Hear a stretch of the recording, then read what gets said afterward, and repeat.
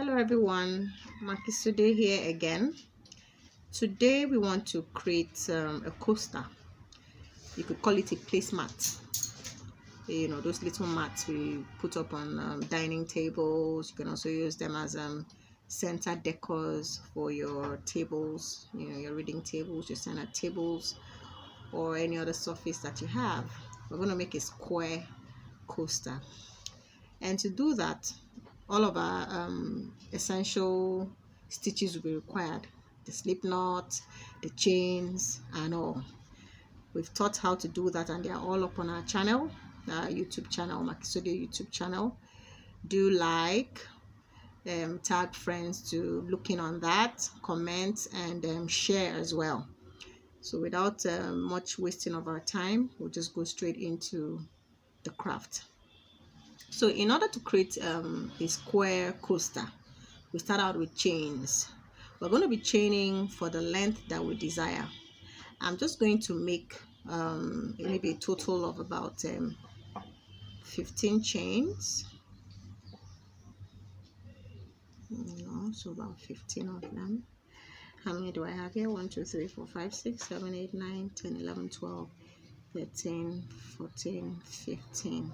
This means that my coaster won't be bigger than this. So now the next thing I'm going to show us, there's this technique we call crocheting in the back loops. If you look at this, we have those heart shapes. Can you see those heart shapes that represent the chains? That's the front. If I turn it around, if I turn this around, you'll see those protrusions. Those are the back loops. That's where I'm going to crochet. So let's do that. I'm going to skip the first chain and insert my hook into the second back loop to create a single crochet stitch. That is 1. This is 2. Those are my kids in the background. They're trying to break something. I don't know what. We'll check it out later. So here, back loops only, single crochet stitch. Back loops only, single crochet stitch. Back loop only, single crochet stitch. Back loop only, single crochet stitch. Back loop only, single crochet stitch.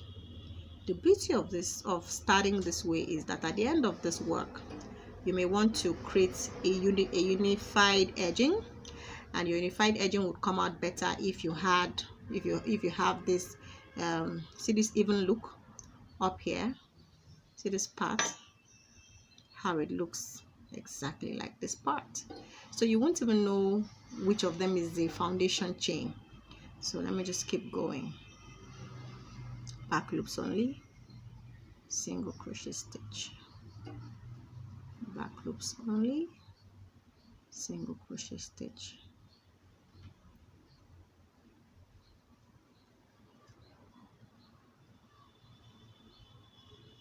Sometimes it's a little difficult to get in there, maybe from the base chains that we created. They might be a little tight, but you try to go in. A trick to make it easy is that you create your foundation chain with a size larger than the actual hook you want to work your coaster with. For example, I'm working with a 6mm hook size. I could create my chains in that 6mm hook size and then actually do these single crochet stitches with a 5mm hook size. It makes it easy for the hook to enter easily. See, I'm done. First row completed. So I chain 1. Now there's another trick here. See, there's something we call the turning chain. This right here is a turning chain. This is the chain that enables you make a turn. So when I chain 1 here, I'm going to turn my work to the left. The technique to this turning chain is that when you chain, you have to determine what side you want to turn your work to. And when you do that, it means you have to maintain. This is the end of that row. I've chained 1 and I'm turning this way. If after I turn this way to work, when I chain 1 the next time, I cannot turn this way. I have to keep turning in the same direction. So watch. Single crochet, single crochet, single crochet,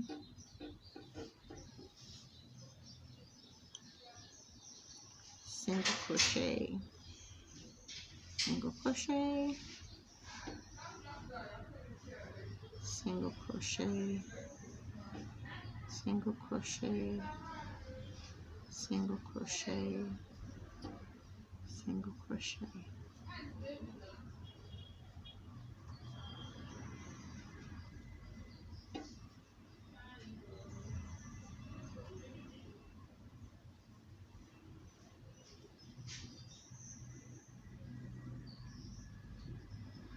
That's the last one. I'm done with the last. So I've chained one again. Remember that I said that you have to maintain your turnings. I've chained one at this end. I'm going to still turn this way. Now if I turn this way, I could end up with a lopsided coaster when I'm done, and we don't want that. So always turn in the same direction, which is what I've just done now. So I'll continue. Single crochet, single crochet, single crochet, single crochet. Now see these little things we're doing here, it might be boring and I don't want you watching for that long. So what I'm going to do is, see this from here to here has a measurement, and then whatever this measures is the same height you're going to have to obtain to have a square. So if this gives us about, this looks like a 3-inch wide base, so I'm going to have to create a 3-inch high height. When I do that, when I'm done, I'll keep working until I have those numbers. Thank you. See why you need the little minions around? Okay, so this measures, we're back here. Oh, I was wrong. This measures 4.5 inches. So we're going to have to work another 4.5 inches to get the required height to complete this coaster. If you notice, these two rows that we've created is like 1 inch high. So that means that if we have to go 4.5 inches high, we're going to have created about 9 rows. So I'm going to go do that, and then maybe we'll return here to show you what the end product looks like. See you soon. Okay, we're back. I was able to work in this is 1 2 3 4 5 6 7 8 9 10 11 12 13 14 15 16 rows, and at the end of the day we have almost equal height and width. So now to what I said about working around it so that we can have like a unified edging of sorts. If you notice, the sides here look a little bit they're straight, but they look like they look raggedy, yeah, unlike this top. You are free to leave it that way. However, I like to make my work look really smooth and nice. So what I'm going to do is that I'm going to crochet single crochet stitches around all of this in order to attain this even look that I keep talking about. So here goes. So I'm going to chain one as usual. This chain one allows a particular kind of height to make this look even as possible. So chain one, then we go in there. So I'm going to put a single crochet stitch in every row across this side. There was a single crochet row here, a single crochet row, single crochet row, single crochet row, single crochet row, single crochet row, single crochet row, a single crochet row, single crochet row, another single crochet row. So a single crochet stitch into every single crochet row previously worked. So end here, then I'm going to chain one and continue. around. Do you remember that this was our foundation chain? You see now that it is a lot easier to work in. So I'm going to be working under both loops, under both loops, under both loops,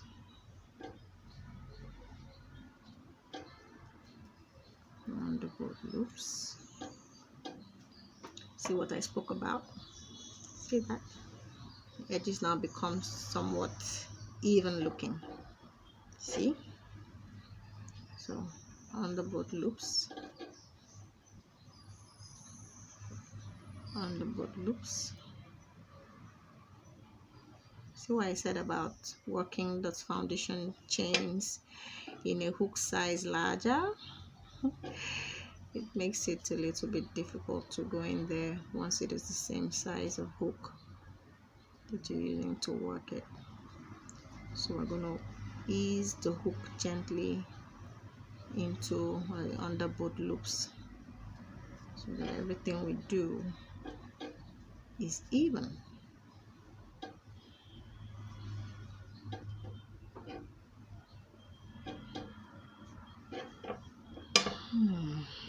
Okay, that's the last one this side. So I chain one. Some people would like to, instead of chaining one, they just put like an extra stitch in there. So there would be 3 stitches inside this, walked into this same place, but I just prefer to chain one. I don't want that place looking too bulky. So I continue working the single crochet stitches along the sides into every single crochet row.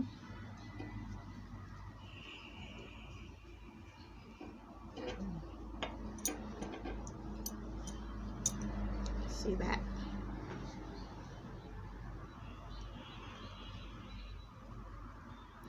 So right after we're done, on this we can place glass cups, mugs, you know, anything at all that you want to place on it. Notice that all the stitches we're using here are single crochet stitches. You can use any stitch that you like. However, note you determine your width, you determine your height. Let it work for you.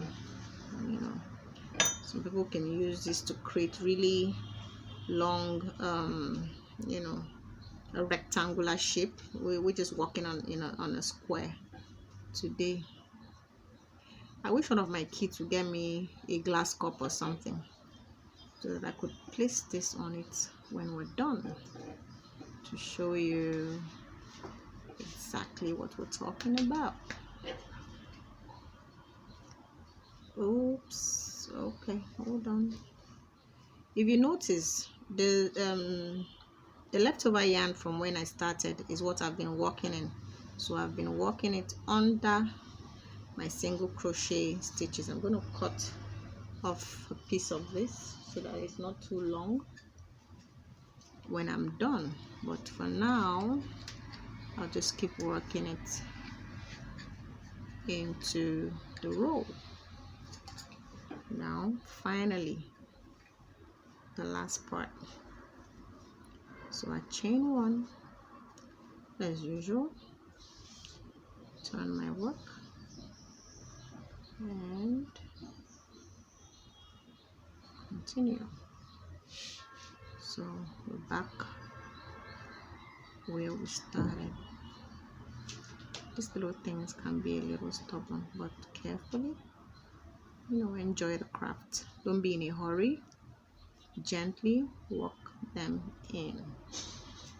See, that's almost done. Then when you're done, you do some trimming. Last final row. So this is the end of this coaster we have worked. So it ends right here. So I slip stitch, create that knot, and then yeah, we're done. Now I had to join you know, I had to cut. I had this bulky thing here, and if you leave it on there, it will make your work look really funny. So what I'm gonna do is that I'm gonna work it into the back, so that this is my right side. I wouldn't want this showing here, so bring that out. See, this is the right side. Now I'm gonna go knitting all of these parts, but in the meantime, I'd like for you to enjoy a little view. Do you see that? So place this on your dining table, give it all the beauty it deserves. Oops, let me hide that. See? Placemat all done. Thanks for watching. Bye for now.